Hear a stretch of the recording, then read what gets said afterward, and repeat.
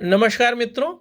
वैसे तो हर प्राणी इस दुनिया में आता है और आने के बाद अपना जीवन पूरा करता है, लेकिन कभी-कभी समय के अंतस पर कुछ लोग आकर अपनी छाप ऐसे छोड़ जाते हैं, जिससे कालांतर में दुनिया यह जानती रहती है कि एक व्यक्ति इस रास्ते से होकर अपनी जीवन यात्रा को पूरी करके गया है। और ऐसे ही लोगों में अगर हम चाहे वो भारत के कालखंड में देखें या वैश्विक कालखंड में देखें, तो न जाने अनगिनत लोग होंगे जिन्होंने सिर्फ अपना जीवन जीने के लिए मानव जीवन नहीं पाया, बल्कि मानवता की परिभाषा को सिद्ध करते हुए दूसरों के लिए, जिसके लिए कहा जाता है परोपकाराय धर्मिदम शरीरम, अपना जीवन न सिर्फ न्यौछावर किया बल्कि कदम से कदम मिलाकर भारतीय संविधान की प्रस्तावना के हम को सिद्ध करने में अपनी एड़ी चोटी लगा दी।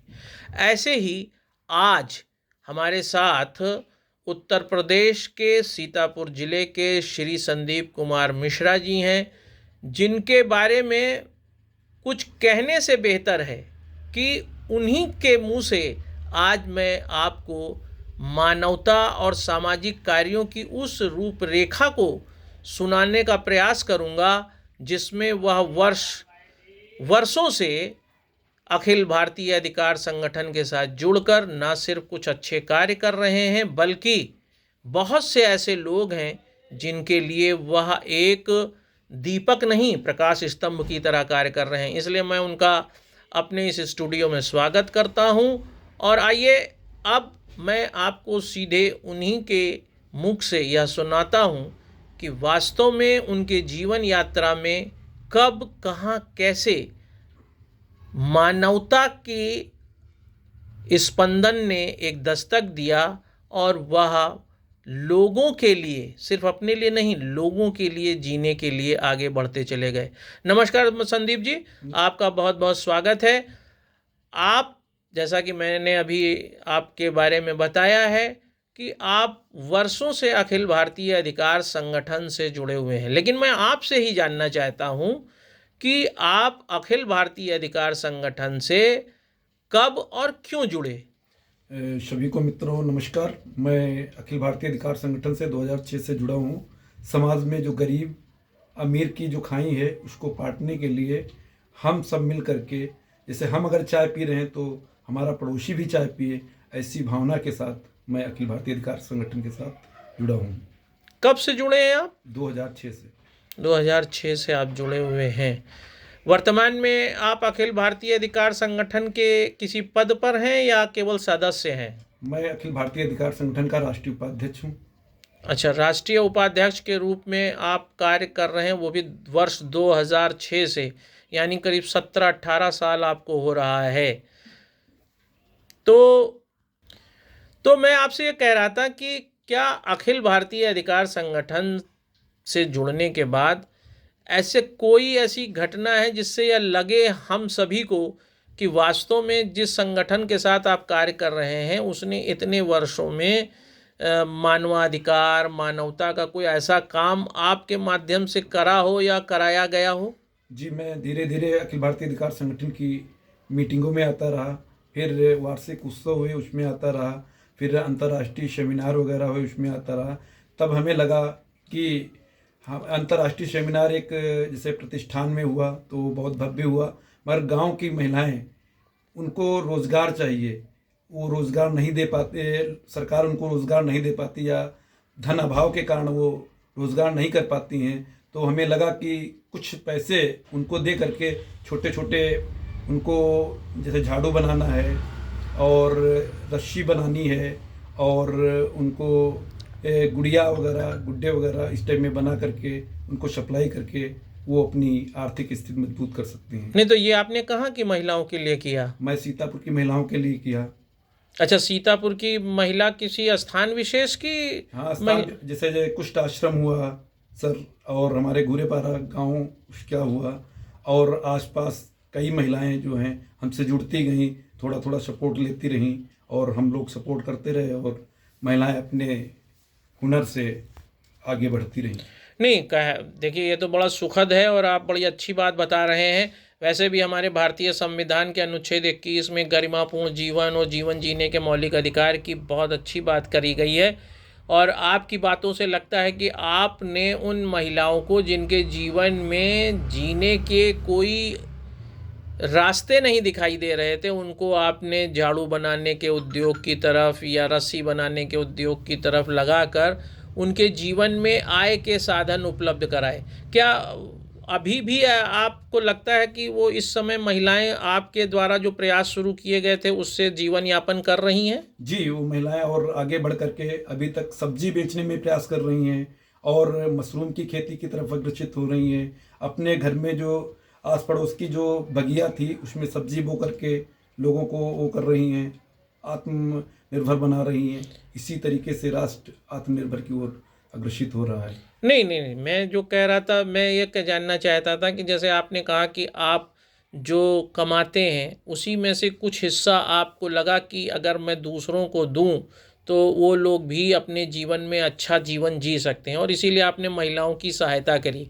तो क्या उस धन के द्वारा जिससे उन्होंने रस्सी बनाने का काम किया था, जिससे उन्होंने झाड़ू बनाने का काम किया, तो क्या उस धन से होने वाली आय से ही उन्होंने या दूसरे काम करने शुरू किए? सब्जी का काम है और सब्जी उगाने का काम है, या कोई दूसरी महिलाएं जिन्होंने सब्जी का काम किया और ये महिलाएं दूसरी थी जिनके लिए आपने झाड़ू वाला काम करवाया? नहीं, ये जैसे झाड़ू वाला काम इन्होंने चालू किया तो उसमें उत्साह उनके उसमें बढ़ा कि हम कुछ और अच्छा कर सकते हैं।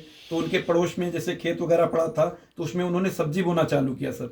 इसके बाद जब सब्जी बोना चालू किया तो आगे चल करके उन्होंने उसमें प्रॉफिट पाया। फिर इसके बाद भैंस खरीदा उन्होंने अपने उस पे दम पे, और धीरे धीरे बचत करती रहीं, अपने बच्चों को पढ़ाती रहीं। बच्चों को पढ़ाने के लिए भी हमने उत्साहित किया, प्रोत्साहित किया। कभी उनको पेंसिल किताब वगैरह जो आवश्यकता हुई, जो कमी हुई, उसको हमने पूरा किया।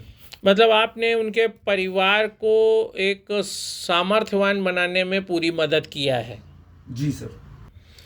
जी, ये तो बहुत सुखद बातें हैं। लेकिन आजकल समाज सेवा एक ऐसा मुहावरा हो गया है जिसमें जिसे भी देखिए वो अपने को न सिर्फ समाज सेवी कहता है, बल्कि वह अपने घर के बाहर भी सामाजिक कार्यकर्ता लिख लेता है, भले ही वह अपने माता पिता की सेवा ना कर पा रहा हो। लेकिन क्या कभी आपके सामने ऐसी कोई स्थितियां आई जब आपको लगा हो कि आपने जैसा बताया कि आप सीतापुर के हैं और सीतापुर में आपने महिलाओं को अपने पैरों पर खड़ा होने, आत्मबल बनाने के में थोड़ा कार्य किया है और उसमें सफलता पाई है, तो क्या सीतापुर में कुछ और भी आपने ऐसे कार्य किए हैं जिसे आज आप बताना उचित समझते हो? जी, हमने बहुत से कार्य किए हैं सीतापुर में। सीतापुर में महिलाओं को वस्त्र वितरण करना, गरीब बच्चे जो अंधे बच्चे थे उनको कंबल वितरण करना। ये अंधे बच्चे कहाँ थे? ये सर जो स्कूल था मुक बधिर स्कूल, उसमें काशीराम कॉलोनी में। अच्छा, काशीराम कॉलोनी में मुक बधिर स्कूल है वहाँ पर सीतापुर में। जी जी। वहाँ पर क्या आपने इस कार्यक्रम को संचालित कराया कि बच्चों को जी जी सारी सुविधाएं मुहैया कराई जाए? जी, उनको जाड़ा लग रहा था, उनसे हमने बात किया क्या आपको आवश्यकता है, तो उन्होंने कहा अगर जो हमको कम्बल मिल जाए तो हमारा हो सकता, तो उनको कम्बल दिलाया गया। उनको कापी किताबें पेंसिल वगैरह दिलाई गई ताकि वो आगे बढ़ सकें, हीन भावना ना हो उनमें। तभी उनके साथ भोजन भी किया गया। ये चीज़ें हमने किया। मतलब आप चाहते थे कि बच्चों के जीवन में, चूँकि बच्चे देश के कर्णधार हैं, तो उनको ये महसूस ना हो कि हमारे लिए कोई नहीं सोचता। इसके अलावा अगर सीतापुर का कोई ऐसा कार्य आपने किया हो जिसमें आपने चाहा हो कि सीतापुर में मानवाधिकार की स्थापना हो, क्योंकि आप अखिल भारतीय अधिकार संगठन के राष्ट्रीय उपाध्यक्ष हैं, और निश्चित रूप से मानवाधिकार की स्थापना में जब संगठन काम कर रहा है तो आप इस बात को भी जानते होंगे कि मानवाधिकार के लिए अगर आपने कुछ और ऐसा काम किया हो जो आप बताना चाहें। हमने सर कुष्ठ आश्रम में जा करके उनके साथ बैठ करके उनकी भावनाओं को ध्यान में देते हुए उनकी दवाई की व्यवस्था की। उनको वो लोग कम्बल, चिकना कम्बल ओढ़ने की उनकी व्यवस्था की गई ताकि उनको दिक्कत ना होने पाए। हाँ, नहीं तो वो खुरदुरे कंबल से उनके शरीर में ईचिंग हो जाती होगी, खुजली होती होगी जी, और उन्हें उसके कारण बड़ी दिक्कत होती होगी। तो अच्छा, इसीलिए आपने उनको चिकने कंबल दिए ताकि उनके शरीर में जलन न पैदा हो, खुजली न पैदा हो। जी लेकिन एक चीज़ बताइए, उनका सरकार तो इस पे, मैंने जितना मैं जानता हूँ कि सरकार उन लोगों को थोड़ी आर्थिक सहायता भी देती है, कुछ शायद 2500 रुपया महीना हर प्रत्येक कुष्ठ रोगी को देती है। तो फिर आपने उस के सब के होते हुए आपको ये सब करने की क्या आवश्यकता पड़ी? नहीं, ऐसा नहीं है। सरकार जो कर रही है वो तो कर ही रही है, उनकी आवश्यकताएं ज़्यादा हैं सर।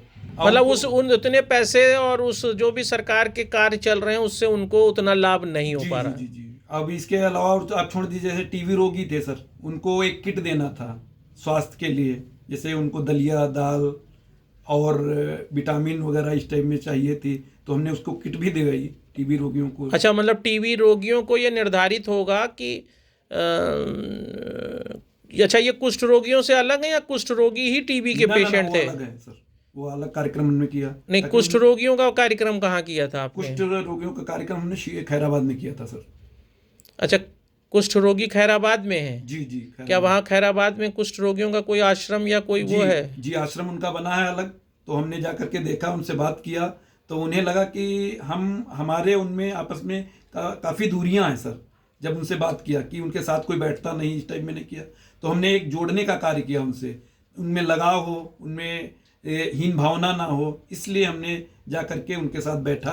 मतलब वो ये समझें कि हम भी इस भारत के हिस्सा हैं और हम भी संविधान के हिस्सा हैं, उसका प्रयास करने में आपने उनके मानवाधिकार को स्थापित करने के लिए इस तरह का आयोजन किया। जी जी जी सर। तो फिर ये कुष्ठ रोगियों के बाद आप उसमें आपने बीच में कह दिया कि आपने तपेदिक या टीबी, या जिसे हम लोग कभी याक्षमा या राजयोग कहते थे, रोग कहते थे, तो उसका भी आप बता रहे हैं कि आपने कुछ काम किया। तो उसमें क्या किया था टीबी वालों में? टीबी वालों में ये किया सर, उनको लगा कि हमारे पास जैसे सरकार 500 रुपये तो देती है, मगर 500 रुपये में हमारा गुजारा नहीं हो पाता है सर। नहीं, तो उसमें तो सरकार दवाएं भी देती है कि आप अपना इलाज दवाएं भी कर देती है, सकती मगर हैं। दवाएं सर इतनी गर्म होती हैं, तो उनको विटामिन की आवश्यकता होती है। जैसे उनको गुड़ मिल जाए, दाल मिल जाए और दलिया मिल जाए, इस टाइप में अन्य नहीं, व्यवस्था।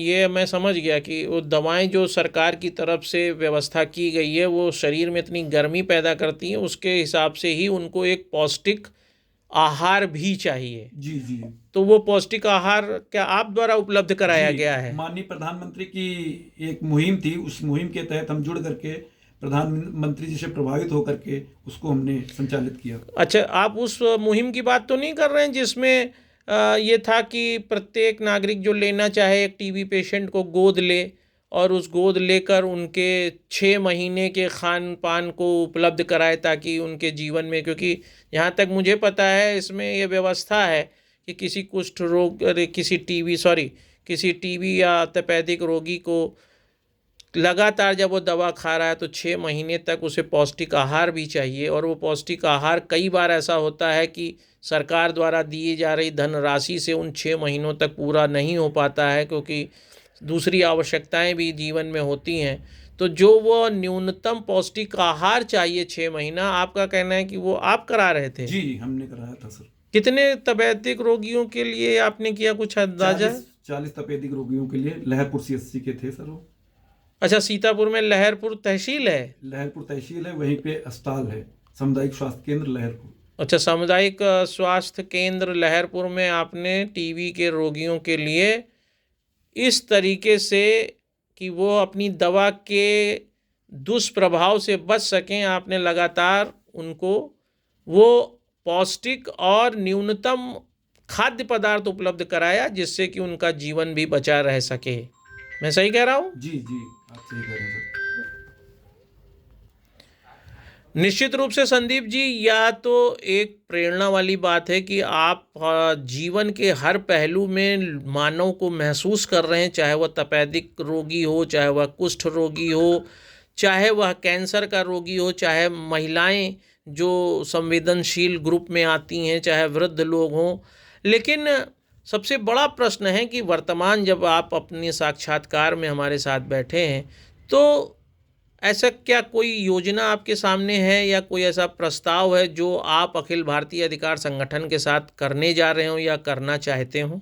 जी सर, मैं मानवता की सेवा के लिए 9 वर्षों से लगातार अटल बिहारी वाजपेयी जी व मदन मोहन मालवीय जी की जयंती पर कुछ ना कुछ कार्यक्रम करता हूँ। इस बार हमारा थीम जो है मिनी मैराथन दौड़ है। मतलब 25 दिसंबर आप, 25 क्योंकि जहाँ दिसंबर। तक मुझे पता है जब आप ये कह रहे हैं तो मैं समझ रहा हूँ उनके जन्मदिन पर कुछ करते हैं, जी, तो 25 जन्मोत्सव पर। दिसंबर को, जी सर। तो 25 दिसंबर को तो क्रिसमस भी मनाया जाता है। नहीं, भारतीयों में मानवता की अलग जगाने के लिए हमारे देश के महान पुरुष पद्म महान पुरुषों के लिए यादगार के लिए हम ये कार्यक्रम करते हैं। हम्म। नहीं तो इसमें आप जो करते हैं उसमें आप मिनी मैराथन दौड़ कहाँ कराने जा रहे हैं? मिनी मैराथन दौड़ मैं ये सीतापुर में कराना चाहता हूँ ताकि युवा लोग कम से कम जुड़ें और आगे बढ़ें। नहीं तो मिनी मैराथन दौड़ तो जितना मेरी जानकारी है 5 किलोमीटर से ज़्यादा होती है, जी, तो ये कहाँ से कहाँ तक आप कराने जा ये रहे मिनी हैं? मैराथन दौड़ मैं बहुगुणा चौराहे से लेके आंख अस्पताल रोड होते हुए जिलाधिकारी आवास होते हुए पुनः बहुगुणा चौराहे पे समाप्त होगी, वहीं पे उसका कार्यक्रम किया जाएगा सर। तो क्या ये 5 किलोमीटर की दूरी है? जी, 5 किलोमीटर की दूरी है सर। तो इसमें आप समझते हैं कि मिनी मैराथन दौड़ कराने से क्या लोगों के गरिमापूर्ण जीवन और मानवाधिकार की स्थापना हो पाएगी? जी, बिल्कुल हो पाएगी सर। कैसे? जैसे उनको नगद पैसे दिया जाए ताकि उनको ये आवश्यकताएं पूर्ति हों, उसमें हो सकता हो पढ़ने की दिक्कत हो, जो भी समस्याएं हों, पौष्टिक, कुछ लोग बच्चे तैयारी करते हैं उनको पौष्टिक आहार की चाहिए, तो इसलिए हम उनमें नगद व्यवस्था भी करेंगे। क्या इसमें कुछ प्राइज रखा है जी, आपने? प्राइज रखेंगे सर। क्या रखा है? फर्स्ट प्राइज 5,000 है, दूसरा 3,000 है, तीसरा 2,000 है, फिर सांत्वना पुरस्कार हैं 10। 10 कितने हैं? सांत्वना पुरस्कार की राशि कितनी वो है? 200 रुपये सर। 200 रुपये है। मतलब आपका कहना है कि ये पुरस्कार राशि आपने इसलिए रखा है कि जो युवा हैं, युवा में कितने वर्ष के लोग इसमें भाग ले सकते हैं? 18 से लेके 45 साल तक। अच्छा, तो उनको अगर सीधे रूप से आपने धन देने के बजाय आपने यह निर्धारित किया कि आप दौड़ में भाग लीजिए, जिससे यह सुनिश्चित हो सके कि वास्तव में कौन पैसे के साथ साथ शारीरिक रूप से सक्षम है इस धन के सदुपयोग को करने के लिए, और उसके आधार पर आप चाहते हैं कि वह इस धन के माध्यम से अपने स्वस्थ जीवन को और बढ़ाए। मैं सही कह रहा हूँ? जी सर, इसका रीज़न ये है कि युवा जो है, हमारे युवा नशे की तरफ अग्रसित हो रहे हैं, उनको उस तरफ अग्रसित ना करके दौड़ भाग की तरफ अग्रसित कराएं और वो स्वस्थ जीवन जी सकें, यही हमारा उद्देश्य है। संदीप जी, बहुत ही सुखद लग रहा है कि मुझे आपका साक्षात्कार लेने का अवसर मिल रहा है, लेकिन मैं एक महत्वपूर्ण प्रश्न आपसे जानना चाहता हूं कि अखिल भारतीय अधिकार संगठन के राष्ट्रीय उपाध्यक्ष होने के बाद वास्तव में अब आपका क्या प्लान है, भविष्य की क्या योजनाएं हैं इसको लेकर, जिसमें आप समझते हैं कि आप मानवाधिकार के क्षेत्र में कुछ कर पाएंगे? जी, मेरा उद्देश्य है भारतीयों में मानवता की धारणा प्रचलित हो, इस ओर बढ़ करके हम आगे भविष्य में जो भी बन पड़ेगा वो जीवन भर करते रहेंगे। नहीं तो मेन तो क्या है कि गरिमापूर्ण जब मानवता आएगी तो वो गरिमापूर्ण जीवन के लिए निश्चित रूप से काम करेंगे। जी, तो क्या आप गरिमापूर्ण जीवन का संदेश देना चाहेंगे? जी, मैं गरिमापूर्ण आम आदमी की गरिमापूर्ण जीवन जी सके, उसके उद्देश्य से हम जीवन भर कार्य करते रहेंगे। बहुत बहुत धन्यवाद संदीप जी, आप जिस तरह से अखिल भारतीय अधिकार संगठन की महत्वपूर्ण कड़ी बनकर इस देश में न सिर्फ एक प्रकाश स्तंभ बनकर हर आने वाले उस युवा को, उस नागरिक को संदेश दे रहे हैं जिसकी मुट्ठी में कुछ न कुछ ऐसा है जो वह सिर्फ अपने लिए करना चाहता है। यह संदेश उन सभी लोगों के लिए है जो यह समझते हैं कि हम सिर्फ अपना जीवन जीने आए हैं और अपना जीवन जीकर इस दुनिया से चले जाना है। उनको आपने जो संदेश देने का प्रयास किया है कि जियो और जीने दो, ताकि हम भी जिएं, तुम भी जियो और भारतीय संविधान की प्रस्तावना का हम भारत के लोग वास्तविकता में स्थापित हो, मेरी आपको यह शुभकामना है कि आने वाले समय में आप अखिल भारतीय अधिकार संगठन के सबसे मजबूत स्तंभ बनकर समाज में मानवाधिकार की स्थापना करें। आपको बहुत बहुत धन्यवाद। धन्यवाद।